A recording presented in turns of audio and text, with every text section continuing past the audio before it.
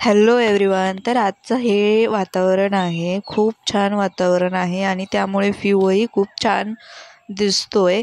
तर आमचं असं बिल्डिंगच्या शेजारी शेत असल्यामुळे आणि आमचं घर एकदम शेताच्या कडेला असल्यामुळे खूप छान असं दिसतं तिथला व्ह्यू. आणि आता आम्ही इथे भाजी तयार करायला घेणार आहोत. आता हा रुमाल आहे जो की आपण बेसिंगमध्ये हात धुतल्यानंतर आपण लगेच ओले हात भांड्याला लावू शकत नाही, जसं की मीठ किंवा काय असेल.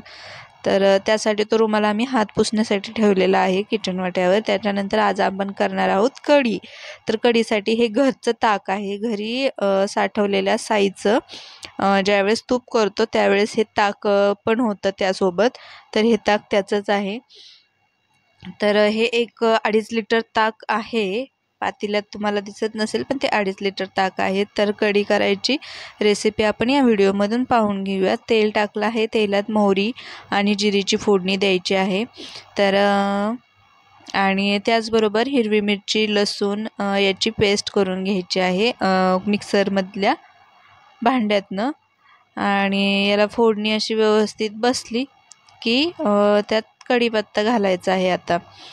आणि कढीपत्ता तडतड भाजून द्यायचा आहे, व्यवस्थित असा भाजून घ्यायचा आहे. कढीपत्ता एकदा भाजला की त्यामध्ये आपली हिरवी मिरची आणि लसूणची पेस्ट टाकायची आहे, ती पण व्यवस्थित अशी भाजून घ्यायची आहे.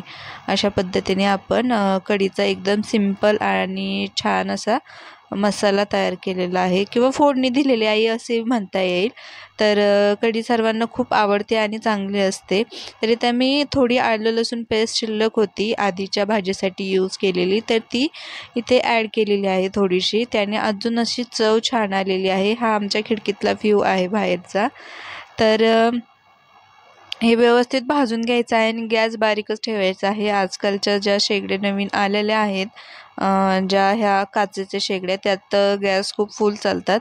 त्याच्यामुळे थोडेसे बारीक गॅस ठेवूनच हे सगळं करायचं आहे. मोठा गॅस ठेवला तर लगेच जळून जाईल. त्यानंतर आपण कढीत हळद टाकून घ्यायची आहे थोडीशी आणि परत बारीक गॅसवरच भाजायचं आहे. तर कढी करायला खूप सोपी राहते आणि खूप छान लागते. तुम्ही कढी भाकरीसोबत किंवा भातासोबत खाऊ शकता. तर हे बघा ताक किती घट्ट आणि किती छान ताक आहे. आमचं घरचं ताक खूप छान होतं.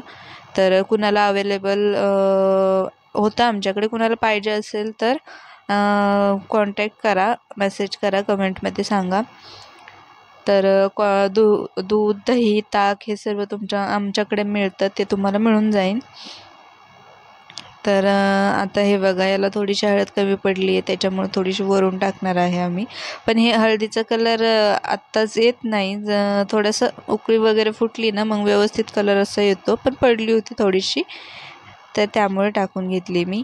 तर ही बघा व्यवस्थित अशी कढी झालेली आहे आणि कढी फुटते बरेच जणांची, त्याच्यामुळे जरा व्यवस्थित करताना करायची. तर त्यात थोडंसं मीठ टाकून घेतलं आहे आणि आंबट जास्त लागू नये म्हणून गूळ थोडासा टाकून घेतलेला आहे.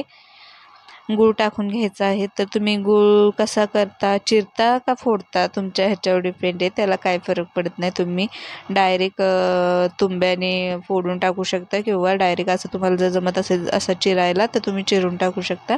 तर त्यामध्ये आपण गूळ ॲड करायचा आहे. आणि कढीचं मेन म्हणजे असं आहे की कढी कंटिन्युअसली हलवत राहायची 1-3 सेकंदाला. त्याला उकळी फोडूनच द्यायची नाही. उकळी फोडायला आली की गॅस बारीक करायचा, कारण उकळी जर फुटली तर कढी फुटते. त्याच्यामुळे अजिबात उकळी फुटून द्यायची नाही कढीला.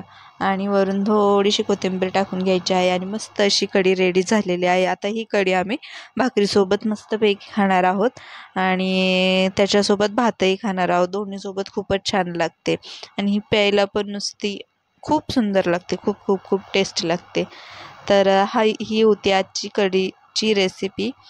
तर आता उकळी फुटेल थोड्या वेळात तोपर्यंत म्हटलं बाहेर जाऊन बघितलं तर इथे ब्रह्मकमळाला 3-4 फुले आली होती. तर बघा किती छान अशी फुले फुलली नाही ती म्हणा, पण 12ला फुलतात, पण कळ्या किती मोठ्या आल्या होत्या, खूप छान होती. त्याच्या शेजारी हे पानाचं झाड आहे, विड्याच्या पानाचं झाड आहे आणि हे ब्रह्मकमळाचं झाड आहे.